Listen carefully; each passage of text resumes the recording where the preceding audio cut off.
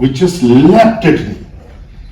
And Rakhi said, the scope of the CEO, the Chief Corporate Communications Officer, is broadening, and the mandate is to be a business strategist and advisor, helping organizations shape strategy, manage reputation, and problem solve.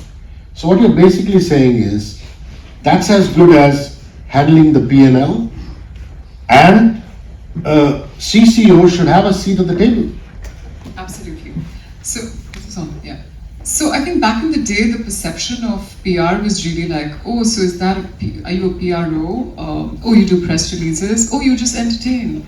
Oh, you just, now of course, you just do social media. So I think there's a huge gap in understanding what PR really does, and I think that pretty much is the state with all organizations and across the country, at least in India. But I always strongly felt that this position needs to report into the CEO. When I started off with the Taj, we reported to the marketing head.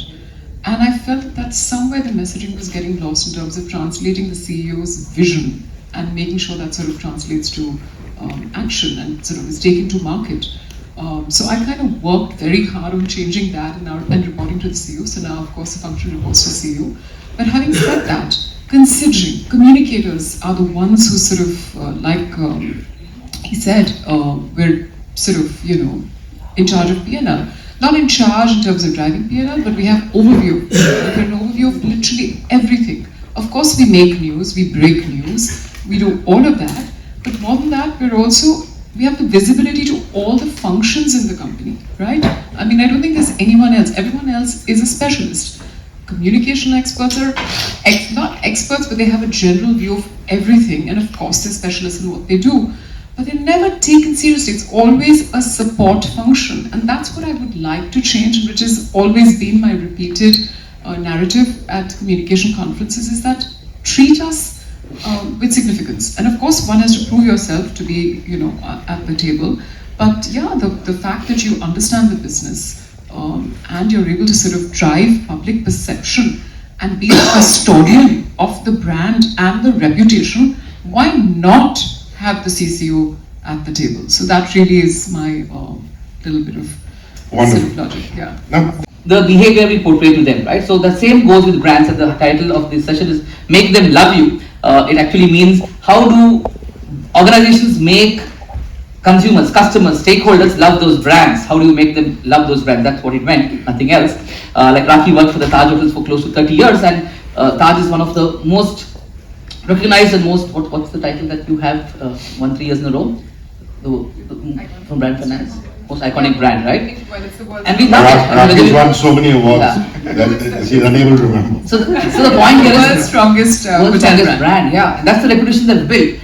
I know as a young college kid, I was studying in Pune, my dream was to come to Taj Mahal Palace Colaba, save some pocket money and have a meal there with one of my classmates. We did that one day. And that was the reputation it has built over time for many of us, and many brands do that in different ways. So when we chose this title of the book, it was after much deliberation. We wrote this book between Delta and Omicron variants of COVID. We had a lot of lockdowns to spend time on Zoom, Sujit in Mumbai, me in Gurgaon, to build this entire book's narrative, the book's construct. And we felt if we just wrote, like Rishi just mentioned, a book on public relations, it wouldn't really resonate with us and others in the future. So we said we have to call it something around reputation.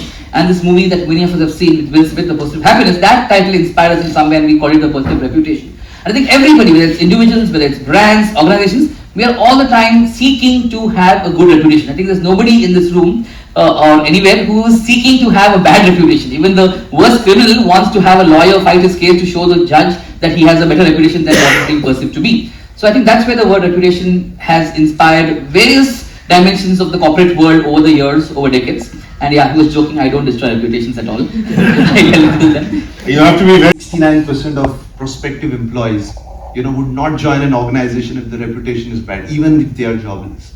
I mean, that's a very profound statement. So people don't want to join an organization whose reputation is bad. Secondly, almost 30% of your marketing cap or the valuation is driven by a good reputation. I think that's the CEO's dream, and that's where communications actually impact. A good reputation adds to about 3 to 7.5% of an additional revenue because you can demand a proper price, an additional price on your products if your reputation is good. And there's so many facets which really, push a company to the forefront, and that's what the book is all about. I mean, how do you Belong to an organization which is focused on being environment friendly, which is E, socially conscious, which is S, G, which is, transparent governance. Talk about how important that is today. Sure. So thanks, and I must start by congratulating Sujit and Amit for a wonderful book. I just went through a few pages of that. Now the problem with this line is that there aren't too many books on this particular subject. Now talking about ESG, coming from a steel background where steel as an industry, it has it emits 8% of the CO2 emitted across the world, and that's a huge responsibility on the industry to how do you mitigate, how do you ensure that the emission rates come down. So the problem is that we are all struggling to have a technology in place. But the problem is that how do you communicate about it? The idea is that many companies across the world are into kind of a greenwashing kind of thing, where what they are actually doing and what they actually tell the world is different. Now the BRSR thing that you talk about, even before the SEBI guidelines started, we were the first few companies who published the report voluntarily. Now, the important thing here is that this is not an easy subject, and we can't have a copybook style. I mean, we can't copy what is happening in the Western world to the Indian world, because we have to understand the Indian ecosystem, we have to understand the Indian customer, we have to understand that we are still not a developed country. We have miles to go. We have to construct houses. We need steel, and we can't be apologetic about it. Yes. We are, and this government, we are working towards a state where we want to reduce emission, but there are some responsibilities that we want to take along. There are so many cities, which depend on this coal and this kind of a. So the whole idea is that we have to be conscious of the fact that yes, we have to be transparent. We have to tell people that yes, this is the fact of the matter. But there are few things that we are actually working on, and we can't kind of do something where we talk something else and do something else. So transparency, integrity, and telling people that what is the state of the matter in this country is very important when you communicate and talk about ESG. And create a kind of a narrative which will, in a very genuine and an authentic manner, drive people to at least experiment. Generally oils or liquid vaporizers are used in the night when we go to sleep. But when we did that research, we found that the dengue mosquito actually bites in the morning and below the knees, which was a fact. So we did a research saying how many people actually know it, and we found that 92% of Indians didn't know that. That became the biggest narrative. Now, what did that lead to from a business angle? So the narrative was 92% of the people don't know that the dengue mosquito bites in the morning. Which target audience is the most vulnerable in the morning? Any guesses? Kids. Where are kids in the morning? Do you know any school which has got a format for mosquito repellents? Never heard of. That led to another campaign which was called Subha Bolo Good Night. So that creativity, that whole narrative started flowing in. That led to launch of patches. Patches? Yeah. It was having such a profound impact on the country's social fabric, because I see a lot of mothers here. Would you let your kids go out in the evening and play in gardens where mosquitoes are infested, are biting you? What was the result of that? Kids sitting at home and sitting on? What? On phones, on social media. What does this country require? People to be socially active rather than sitting in silos and sitting at homes and watching movies or cartoons. This whole thing led to a kind of a revolution, and this is where we stand today. I think it's not a thing that has been achieved in terms of getting kids away from social media, but still, data and insights led to that whole aspect. There's so many examples I can give you on data-driven narratives. It's absolutely important because in today's world, and most importantly after COVID, as Sarvesh spoke about greenwashing, a lot of companies are doing greenwashing. They're claiming, "Ye cream lagao, gora ho jayega."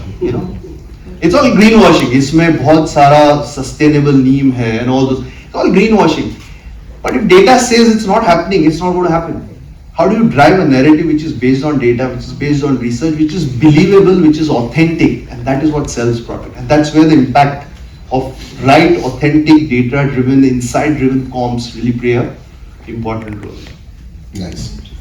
Language was common there, but if you go beyond the heart of Mangalore, most schools, and my parents went to Kannada medium schools, we all went to school in local languages, right? Whether you were in Tamil Nadu, in the hinterland, you went to Tamil medium, whatever else. And I think with the evolution of TV in the mid to late 80s and early 90s, everyone thought, okay, English and Hindi is taken for granted, but it's going back to the basics again. So like Rishi just now said, to make brands love you, you can't be talking in English and Hindi to the larger population of the country. You need to talk to them in their language. So if it's Assam, the press release goes in Assamese. If it's in Andhra or Telangana, in Telugu, and so on across the country. So I think that's making a big difference. And today there are PR companies and brands who are making sure they take the trouble, whether it's advertising at one level, but for press releases and other communication that goes out, they do that in the local languages, whether it's social media posts, whether it's website content in some cases, but not across. People are trying to communicate to people in local languages, and that's becoming a big deal. So yes, regional is coming back into the fore. I think there's a worldwide, there is a nationalistic vibe that is building for the last few years, and within India also there's a regionalistic vibe building. A lot of states want to have their language getting the prominence, and brands are realizing that they can't take it for granted and have ads or communication in one or two languages, and they're going to the roots and giving communication to the customers, stakeholders in the languages of that particular region, and that's becoming a big deal as we go along. Can I add something, Rishi? Yeah, please. So I'll give you another data-driven insight. If you see the top 10 publications in this country, top 10 publications, out of the top 10 publications, just guess, and I can, give a prize outside this room once if you guess it right. What is the ranking of an English publication in the top 10? 9 or 10. Who said 9? 9 or 10. 9. 9. By readership, by circulation, by reach, Indian publications, top 10 publication, Times of India is on the 9th number. That's right. Yeah, so the top ones are Amar Ujalas of the world, Dainik Bhaskars of the world. Second data, more related to my organization. So we touch about 750 million consumers. 750 million consumers use a Godrej product. And not all 750 million are sitting in Bombay, Delhi, Kolkata or Chennai. They're sitting in the hinterland, they're sitting in the villages, and that's where they consume data. If I tomorrow start communicating only in English or Hindi or say Gujarati, because most of the retail investors are sitting there, do you think my message is going to reach the 750 million? That's what Amit is talking about, the importance of regional media. And just to pick up on another nuance that he spoke about, Be edited and amended. Then you're sort of left to do the undoing of the doing. Similarly, social media, where you have to sort of keep listening. And I think as comms people, we need to listen in and understand what's happening. That's very, very important. You are the custodians of reputation, like I said. The one advice that I'll give all of you is you need to be in charge. You need to take control.